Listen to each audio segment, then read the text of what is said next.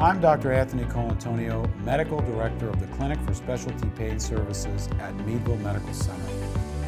You have been referred for an injection in your neck, otherwise known as the cervical spine. The injection is called a diagnostic facet joint block. The injection targets nerve supply to the joints in the neck. These joints are named facet joints. If we look at a spine model, each of those facet joints is represented here at the connecting point between each cervical bone.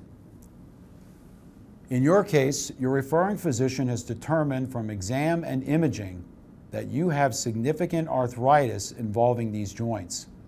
The plan is to now determine if that arthritis is the actual source of your pain. The injection contains a medication very similar to Novocaine, and it is expected that results will be temporary, lasting no longer than 24 hours in most cases. Your referring doctor is trying to isolate the source of your pain, so this procedure will help get that information. If you have a positive response to the injection, which would be indicated by significant pain relief, it is then highly likely that the facet joint is the source of your pain.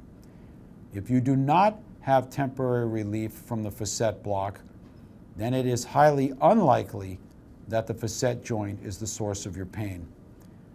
In the event there is relief from the injection, you may be a candidate for a different procedure, one where the nerve is burned or cauterized in order to extend the effect of the relief up to approximately 15 months. In the case where there is no relief from the facet block, there may be additional evaluation and testing that needs to be done to determine the source of your pain. The facet block is performed under X-ray to increase the accuracy and safety of the injection. For the procedure, you will lay in a face-up position, and it will take between 15 and 20 minutes to complete the procedure. In the face-up position and under X-ray, I'm able to visualize where the nerve exists and supplies the joint with sensation. Under X-ray, we position the needle tip against the bone and next to the nerve to perform the block. If you have significant anxiety about procedures, you can ask about the option for conscious sedation.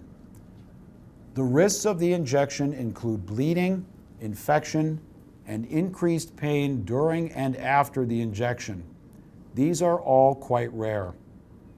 Bleeding is unlikely to occur unless you are routinely taking blood thinners. If necessary, we will instruct you on how to adjust such medications before the injection so we minimize bleeding risk. Infection is also extremely rare. It is very important to note that if you have or develop any infection or illness between this appointment and your scheduled injection, that you then inform our office of that situation right away. In that case, your injection will need to be rescheduled. It would not be safe to perform a spinal injection in the setting of an active infection. Following your facet block, you will be given a sheet to record your response to the block as accurately as possible.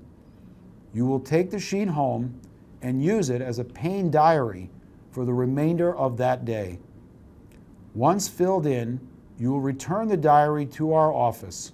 Either drop it off, fax it, or mail it. The results will be reviewed by me and sent to your referring physician for review as well. A decision will then be made about further appointments for you with either office.